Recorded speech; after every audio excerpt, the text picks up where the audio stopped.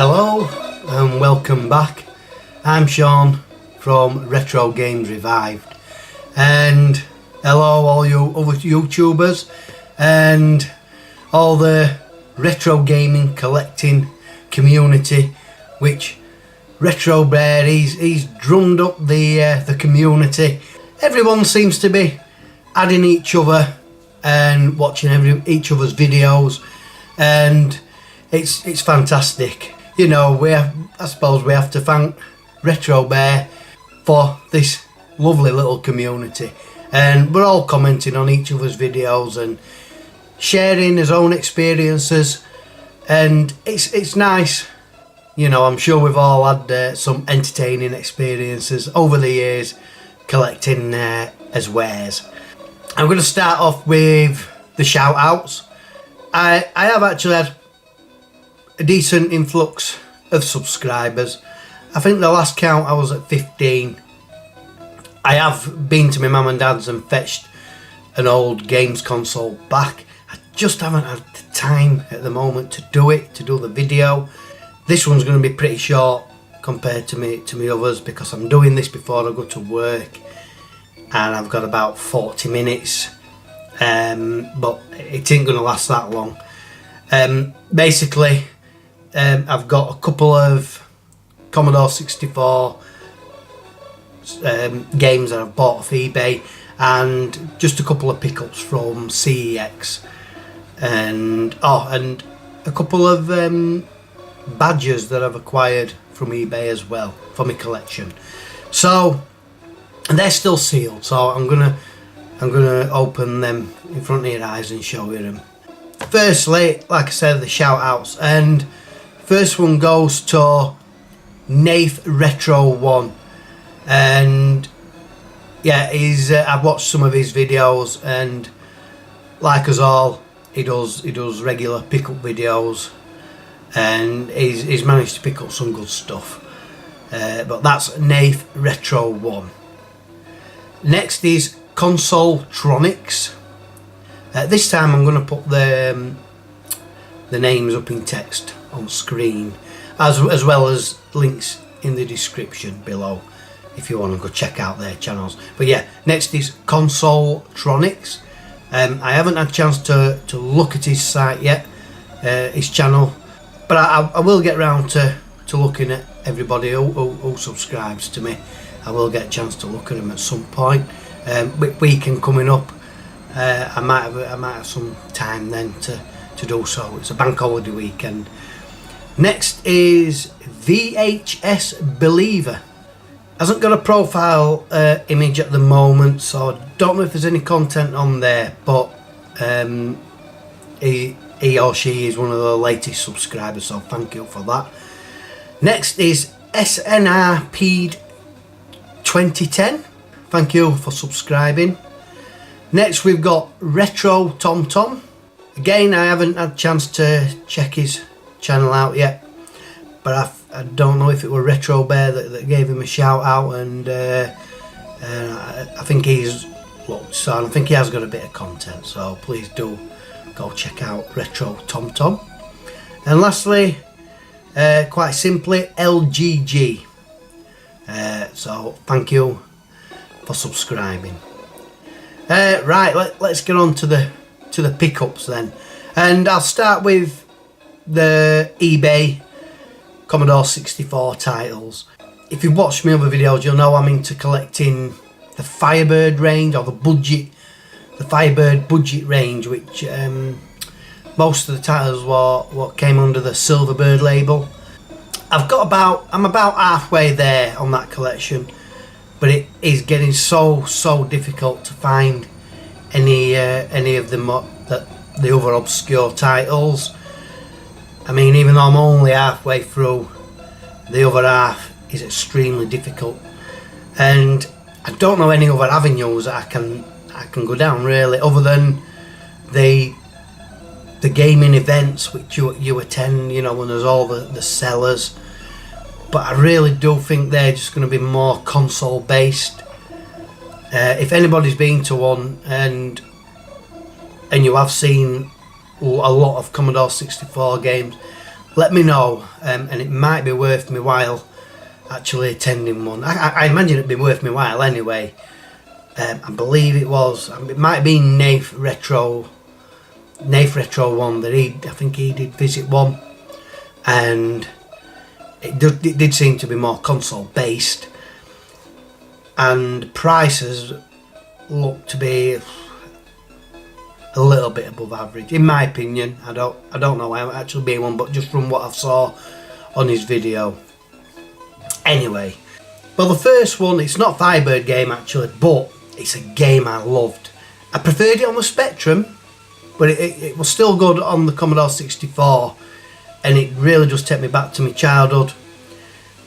Going to the Spectrum, it was the first ever computer I got it for Christmas from Santa Claus. Me and my dad, we played hours on it. It is Trash Man. Games back then, back in the day, they're based around just normal life, local life. You don't get this anymore. You go into people, it's just a street, and you go into people's gardens, you pick up the trash can, you take it to the dustbin wagon, as we call them in the UK, trash wagon or whatever, tip it, empty it, and take it back. And then you go, I don't know, as you're walking out, the owner of the house will come to the door and they'll offer you a tip. You could go back and get the tip. I mean, it might have just been points, but yeah. But if you stepped on the grass, I think sometimes you had a dog come out and chase you. I mean, you could also, you had to cross the road. There were both sides to the road. There was houses on either side, and you had cars, you had traffic, you had to avoid them. A lot of the time it was pure luck really, because the cars were going that fast. You know, it's just crossing at the right time. But yeah, it was such a good game. Like I said, particularly on the Spectrum. I have played this Commodore version, but yeah, it's a really good game by New Generation Software. It's not a software company that were prolific, not that I know of anyway. Well, in fact, on the top there it's QS, so that could be Quicksilver Software. I have heard of Quicksilver, well obviously I've heard of Quicksilver, but yeah. But that's Trash Man for the Commodore 64. I used to type in the search box on eBay C64 Firebird, and it'd come up with all the Firebird titles. You know, to start with, obviously, as with any collection, you know, there were a massive list of the games I could choose from. It's got to the point now, obviously, where every single game that just comes up, I've got. It's very rare that a new title's going to come up. So I had to obviously refine the search, and I've had to revert to my list of the games that are available and type them in separately. And luckily, a couple did come up. This next one is such a title, and it's Hopper Copper. And I believe this might be in the wrong case. It's one of the standard black cases, but I think it should really be the clear one, the full clear one, because as with most of these Silverbird and Firebird games, they've got all the screenshots on the back, and I will show you just another one. It should be like that. You should be able to see it all. Pretty much most of these games that I've got in the collection I've never played. I may have looked on YouTube and seen how they play, what they're like. Budget games, you know, alright, there were one, you know, a fair few gems within the budget range, but most of them were really naff. But that's Hopper Copper. I love how the old games titles used to have a play with words, and they used to, I think it were mainly just titles that rhymed. So you know, they were like, oh, let's do a game based on a copper. But what rhymes with copper? Hopper. So we'll base the game around that kind of title, and we'll make him jump about or something. I don't know how the game play. I'm just saying that's how they used to, probably how they used to pick the titles back then. But yeah. In fact, I've just seen the screen, the cover is on one of those space hoppers. It's a hopper copper and he's squashing the baddies. So yeah, you know, it's a play on words, just 2 words that rhyme, and you've got a copper sat on a space hopper. But anyway, that's that one. The next one, the Halls of the Things. The Halls of the Things. And the game looks very basic. I mean, it might be a really good game. The artwork is pretty good on this one. For a budget game. And like I say, it's got the clear case, so you can see all of the blurb and the screenshots on the back. It's the old style of printing for Firebirds. In fact, it doesn't mention anything about the budget label on that. It's just a Firebird label. But it does say up here, silver $1.99 range. $1.99 was the price. It refers to £1.99. That was the budget range. I mean, full price games back in the day were £10 really, roughly £10. $7.99, $8.99, round about that price. But yeah, that's Halls of the Things, and this one actually, it came with another game. It was like a double pickup. Coincidentally, it came with one of my all-time favourite games from the arcade, not the home systems, and it's Bomb Jack. Now this is the encore re-release. It's not the original release. The original release, I believe, was by Elite, and came in the clamshell, I think. But again, like I said, with these budget titles, this is Encore, this isn't Firebird. It's got the clear casing so you can see all the back. But yeah, just a quick mention, if you do like Bomb Jack, and if you've ever played the Commodore 64 version, you'll know how pretty dire it was. Music was brilliant, as it always is with the Commodore 64, but the game itself was pretty naff. It has been remade and you can find it on YouTube, and it's quality. It's quality. It's got the original arcade music. You know, some people are saying, yeah, but I preferred the original Commodore 64 music, but the whole point of an arcade remake, or you know, an arcade conversion, home conversion, is to make it as close to the arcade as possible. And to me, you have to change the music. You have to go with the original music. I like the original music actually, but yeah, it looks and plays fantastic. The remake, so go check that out. But that's Bomb Jack, and this was packaged with the Halls of the Things, and obviously these titles I have had to pay a bit more, roughly £5 a piece. This double pack I think was about £7, but it's like I've mentioned and other people have mentioned as well, you know, as you get into further on into the collection, you do have to start forking out a bit more cash.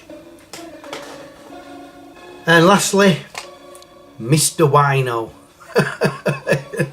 Some kind of little blue blob that's absolutely sloshed. So it's looks like it's a platform game. I'm moving this in really slowly because I'm having trouble with my camcorder's focus. And what does it say on the front? Drinking is for Mr. Wino, not kids. So there you have it, kids. You can't drink. So obviously it's probably a lot of fun. I don't think you get away with it like that nowadays. Some kind of cartoon character absolutely smashed. But anyway, I'll show you the inside. It's the old style. Doesn't mention the budget label on it on the cassette. Firebird. Just mentions it on the case. Up here you've got $1.99, and then obviously down here you've got the Silverbird logo. Silverbird the Firebird's budget range. Now that you had Firebird, Silverbird, what was the other one? There was a third one. I'll have to look that up. Right, that's Mr. Wino for the Commodore 64. So they were the Firebird pickups from eBay. Next, I'm going to go on to the CEX pickups, and I got 2 more PS4 games. Again, they're churning them out pretty cheaply, these PS4 games. And the first one is Agents of Mayhem. No idea what kind of game it is. I mean, the graphics look really good on the back, but I don't know what kind of game this plays as. I bought it simply because it was £3.50, and there's no leaflets or anything inside. I mean, I don't think we get instruction manuals no more for PS4 really, but there's no leaflets or no. But anyway, that's that one. Next one is a Call of Duty game, Infinite Warfare, and this is the Legacy edition. I don't know if the camera's picking that up. And obviously part of the Call of Duty series, and that was £3. It's got the leaflets in this one, various leaflets. So next, I went through the PS2 section, and I came across 6. We got 6, yeah, 6 titles which appealed to me with varying success, as I'll explain. First one is Dropship United Peace Force. The case is in questionable condition. It's almost kind of like it's been melted a little bit, but obviously I have got spare PS2 cases. I've got quite a lot of them actually. Anyway, this will just be a Frankenstein copy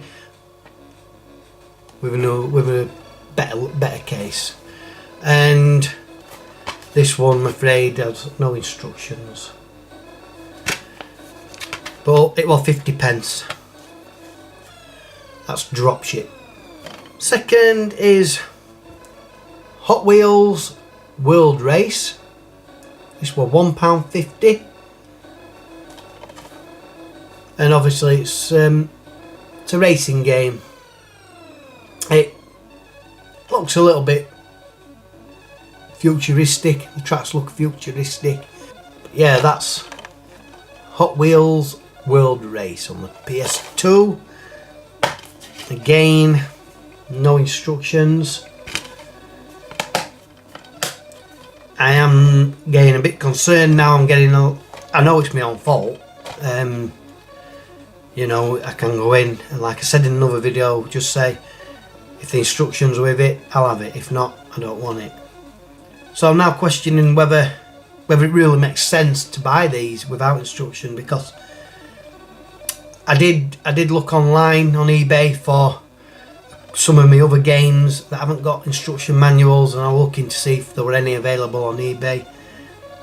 But all it's doing is coming up with the game itself, and if that's the case, I'm having to buy the game twice, aren't I? So I don't know what to do. At the time, you know, it's oh, I get it, it's cheap, you know, if I ain't get it, so what, but for me a complete set is every game must have its instruction manual. Maybe that's a little bit too much OCD, perhaps, but I can't help it. That's how I feel. I don't know if anybody else is the same, but I know some people like, especially Nintendo, they'll collect just the cartridges. That'd drive me crazy. I can't just have the cartridges, you know. But obviously it doesn't bother some people. That's what they're happy with. Anyway, on to the next one. I'm running out of time here. Waffling on again. It's Batman Vengeance, £1.50, and it looks more like from like the cartoon version, if there was a cartoon version. But yeah, I mean, it looks good. It looks all right. No instructions again. I'm paying £1.50 again. Really, I should be making sure instructions are in. Next is Boxing Champions. This were only 50p. And yeah, it looks quite good. The graphics look decent enough.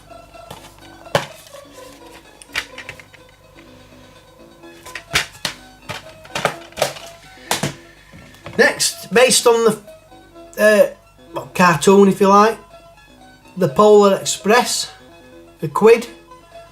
You know, it's a Christmassy film. Well, it is a Christmassy film, but it's a Christmassy game.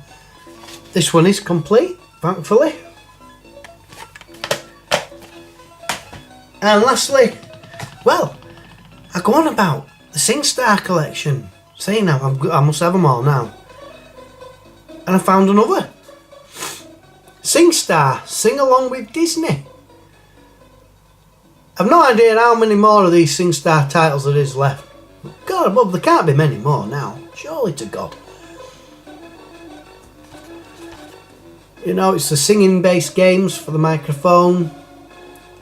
This is obviously, it's got all the Disney songs. Disney songs are popular, especially with kids. Kids love them, don't they? So, and that was £2.50. And I really hope the instruction manual's in with this. Yeah, it is. Thank goodness for that. But yeah, that is the end of the PS2. Sorry, the pickles from CEX, PS4 and PS2. Right, lastly, and I really must crack on, is the pickups I got from eBay for my badge collection. I've got back into my badge collection, and I'm really gunning for it now. In this first little parcel, I'll just rip it off. I haven't blanked out my address, so I'm going to have to do it off screen. And first one is Atari. It's just the Atari logo on a red background. I didn't have the Atari logo, so picked that up. It's only one of the little badges. That's fine. Like I say, it's those type with the little pin at the back that unhooks. It's those badges I collect, not the pin badges that's got like a... I don't know how to explain them, but it's... They're called button badges actually, these kind. So that's the Atari one. Next,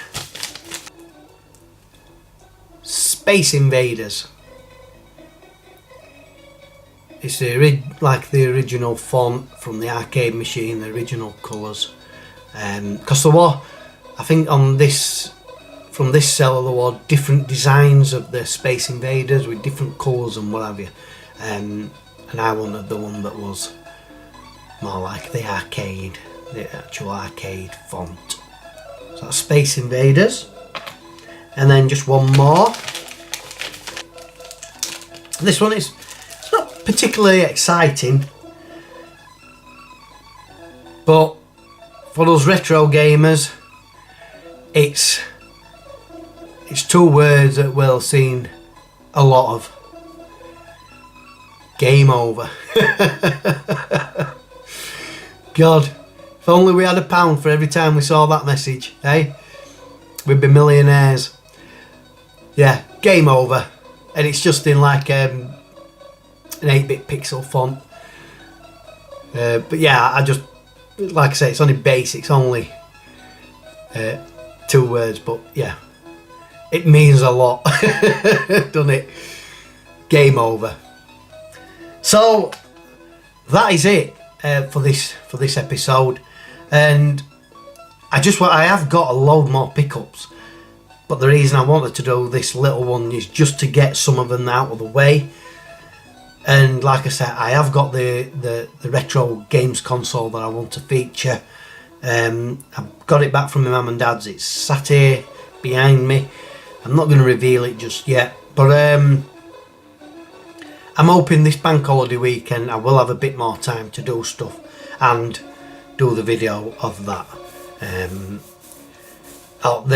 What I did think, I'm not sure if I left any games in the box. I might have taken them all out at one time, because it did come with about 10 games, but I may have taken them out. And I used to have my storage lock up, and I had all shelves, and I think I might have took them out to put on display. But I'm hoping I'm wrong, and I'm hoping there is a game in there that I can show you, because I don't know which box. I could show you the video of my current small lockup, but it's absolutely crammed with stuff. Not just gaming stuff, but home stuff as well. And, well, it'd be like looking for a needle in a haystack, finding a game for it. If that is the case, I might have to take that back, pick another one out that I've got a game for to show you working, and do that another time. But anyway, that's all ifs and buts, and I'll find out this weekend. But anyway, for now, please go check out the people that I give a shout out to. Check out my good friends Retro Bear and Pete Fighter 2 and Yorkshire Lad YouTube. Great guys, and they have some great content, so please do check out those. And that's it for now, so hopefully I'll get another video up over this bank holiday weekend. But until then, all you fellow gaming community, retro gaming community YouTubers, see you later.